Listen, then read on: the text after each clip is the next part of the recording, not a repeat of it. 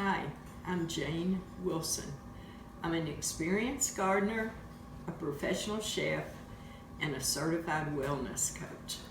Today, this session is about painting cookies with natural ingredients. I baked the cookies yesterday because they need to be glazed and set overnight, but I saved a couple to glaze for you. Now, the glaze that I made is about 2 tablespoons of light corn syrup, about 1/4 of a cup of water, and I start with about a cup of powdered sugar. And I keep adding powdered sugar until I can see that the fork is glazing. This takes a little bit of experimentation. You get to decide how heavy a glaze you want. I want just enough to give me a porcelain-like finish that I can paint on. So you could use a brush, but I prefer to have that contact, and I can feel when I'm getting to the edge of the cookie.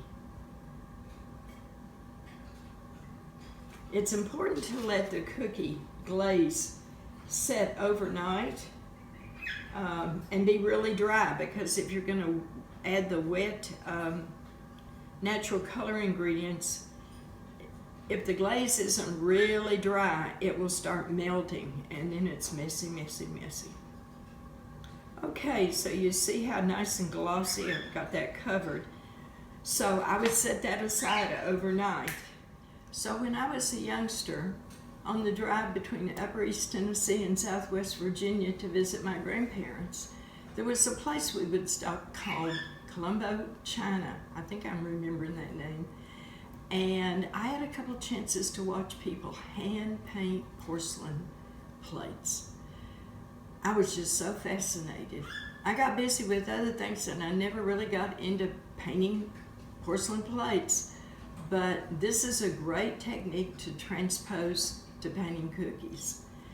It gives you a depth of color. So let me talk to you about the ingredients we're using and a brief why.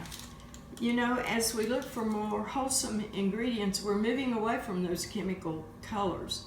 So I got cherry juice, came in this bottle, and I reduced it in a skillet until it was thicker, and it coats the glass, and I know I can paint with it. I've got some saffron with just a few drops of warm water. I'm going to cook with fresh cut beet, paint with fresh cut beet, and I'm going to try out the raw turmeric, but I could fall back on the turmeric powder in a little bit of warm water. Now, I looked and looked for a green, and the most commonly used green food color, natural, is spinach. You know, you cook the spinach down and da-da-da-da-da. Well, I remember grass stains on my pants as a youngster, and I thought, chlorophyll. So I go over to the health food store and go in, and I say to the manager, hey, what have you got in the way of chlorophyll?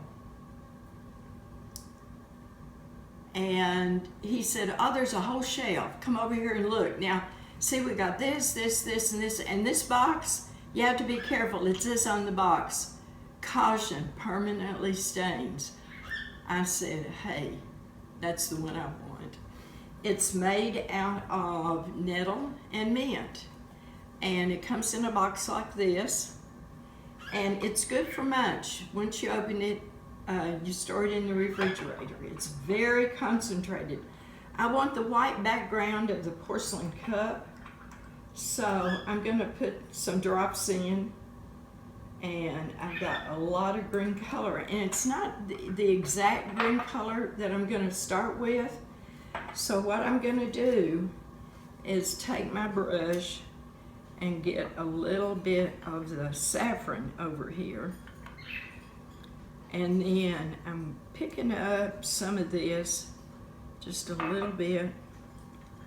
Oh, shucks. As I was saying before the mishap. Okay, so I'm taking a little bit of the green because I'm working toward a spring green here.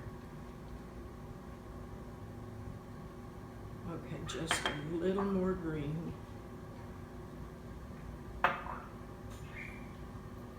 The yellow from the saffron tones down the dark forest green. Okay, so now I gotta be careful that my brush is not too loaded or too wet.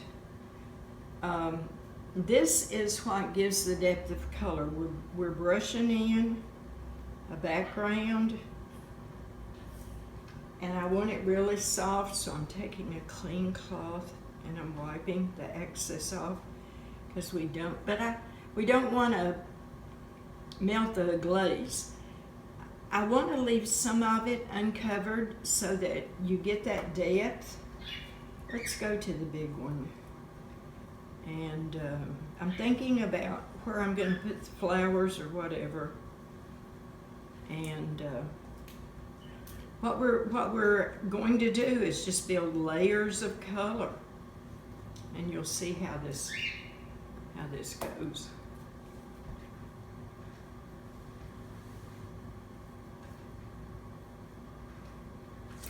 So, you get the idea? All right. Now, I've got a little bit on my cloth. I'm going to just dab a little bit. I do these little tiny ones for like a reception tray or something. You know, the 2-bite cookie is sort of nice.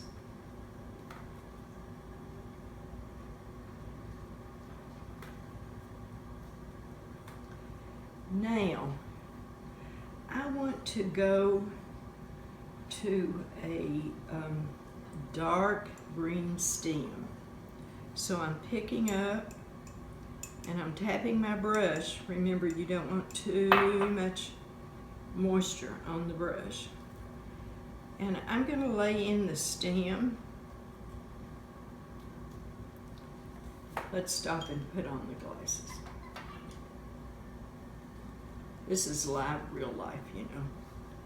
So, we're coming into fall. I think maybe what I'll do is, I think I'll do some pumpkins and some fall things on this one. So, I gotta rinse my brush off and dry it off. And over here where we're doing the flowers, I'm gonna pick up, now, we're doing like impressionistic, you know. You're leaving the color.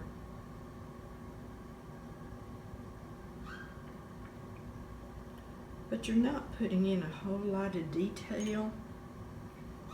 And if I wanted them to be real festive, I'd leave that much on, and I would dip it in really fine raw sugar. Okay. So you're beginning to get the sense of it? All right, let's see. We want some yellow flowers.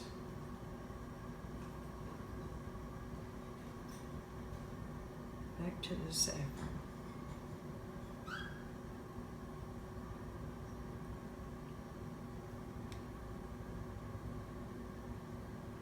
And we're going to put just a little bit of the red. Now, if I wanted a purple, I could crush fresh blackberries and strain them, and I could come up with a really beautiful purple. And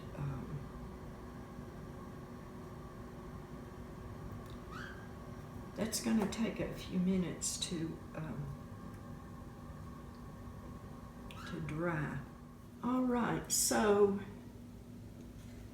years ago, a friend invited my 3-year-old daughter and another little 3-year-old to come for Valentine cookies.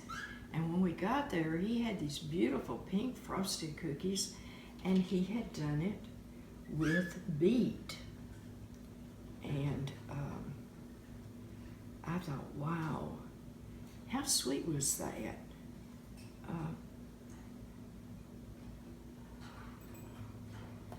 So I'm testing out here and seeing how much color can I get.